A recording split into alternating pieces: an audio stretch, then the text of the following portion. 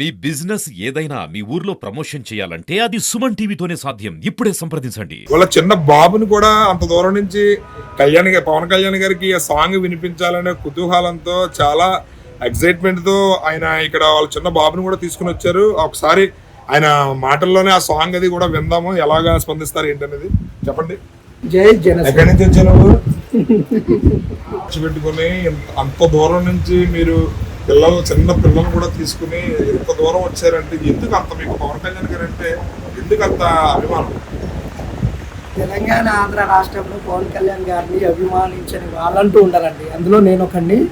అసలు ఆయన చేసేదానికి నేను చేసింది చాలా చిన్నదని నేను అనుకుంటున్నాను. ఇందులో నాకు ఈ శ్రమ అనేది, నాకు ఈ డబ్బు ఖర్చు అనేది అసలు విషయమే కాదు.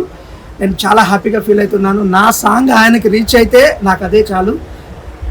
అది నాకు చాలా అదృష్టంగా నేను భావిస్తాను.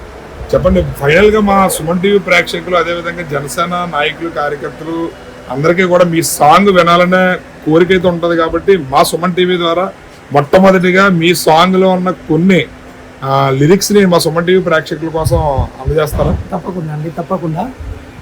అయితే సుమన్ టీవీ తరపున అందరూ ఈ పాటని అందరూ చేరుకోవాలి.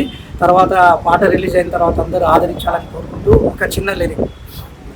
జనగణమన జనసేన ఈ జనమే మెచ్చిన యువసేన, జనగణమన జనసేన ఈ జగమే మెచ్చిన పవనన్న, చెయ్యాలి కయుద్ధం పోవాలి బానిసత్వం, రావాలి జన సైన్యం ఈ ఓటుతోనే మార్పు తథ్యం, జనగణమన జనసేన ఈ జగమే మెచ్చిన యువసేన, జనగణమన జనసేన ఈ జగమే మెచ్చిన పవనన్న.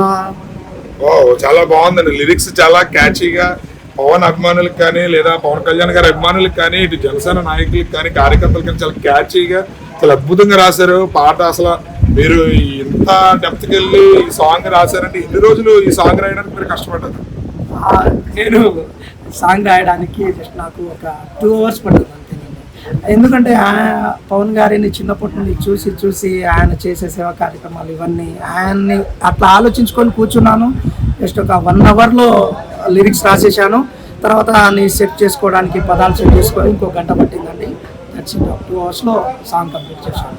ఫైనల్ గా చెప్పండి, పవన్ కళ్యాణ్ గారిని కలిసే అవకాశం మీకు ఏమైనా ఉందా?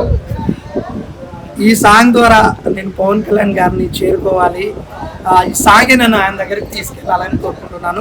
నాకైతే చాలా ఆశగా ఉంది.